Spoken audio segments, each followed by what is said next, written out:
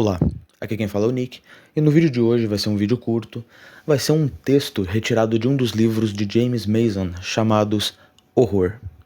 Nesse livro, ele começa fazendo uma análise de um dos gêneros favoritos de filme dele, filmes de terror, filmes de horror, principalmente os filmes da década de 40 e 60 de monstros.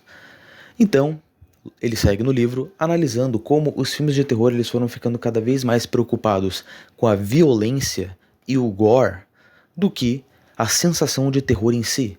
Não só isso, mas também que as novas gerações foram ficando cada vez menos assustadas com os filmes. Ele se propõe, dessa análise, então, fazer um estudo a respeito de o que está acontecendo com a cultura em geral. Outros temas abordados pelo livro são a questão da pornografia, na qual cada vez mais a vulgaridade se torna banalizada, assim como também as letras de música.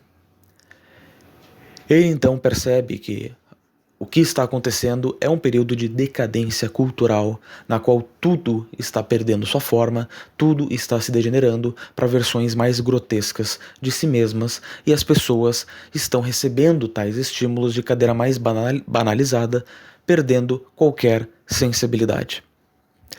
No texto a seguir, um pequeno texto retirado do livro, ele está comparando esse fenômeno com a doença do câncer. Fiquem com o vídeo.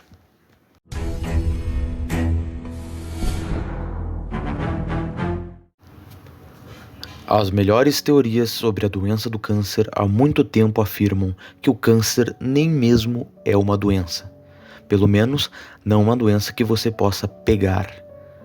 Vem de dentro de cada organismo vivo como resultado de uma perturbação da vontade e da ordem natural.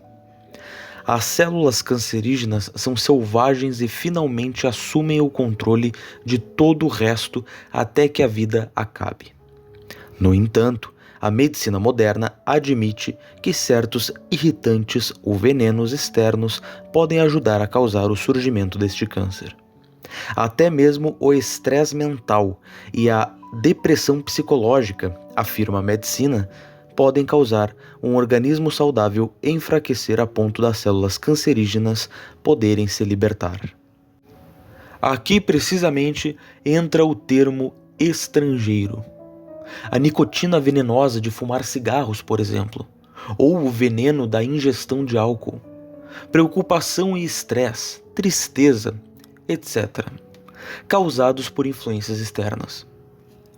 Todas essas coisas negativas prejudicam a condição original e imaculada do organismo saudável, abrindo assim o caminho para a degeneração e a morte.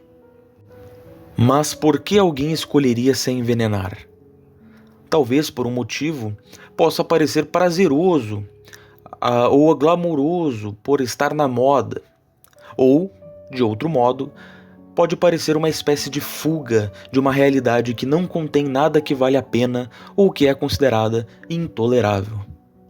É claro que, assim como acontece com o fumante inveterado que conhece o perigo com o qual está flertando, as pessoas naturalmente supõem que isso nunca acontecerá com elas, mas quando finalmente acontece, já é tarde demais para fazer alguma coisa a respeito.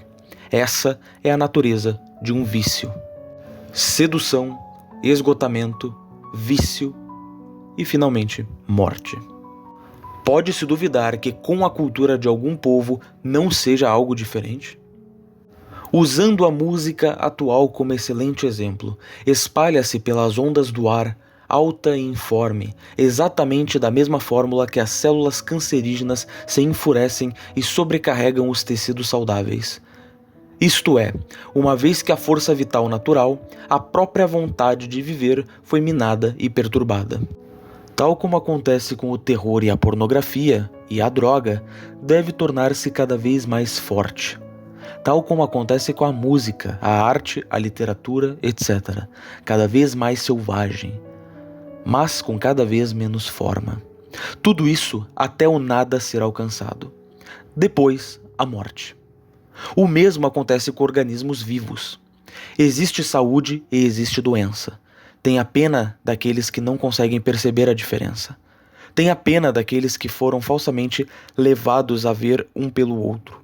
E maldito seja qualquer um que tenha alguma participação em provocar uma confusão como esta.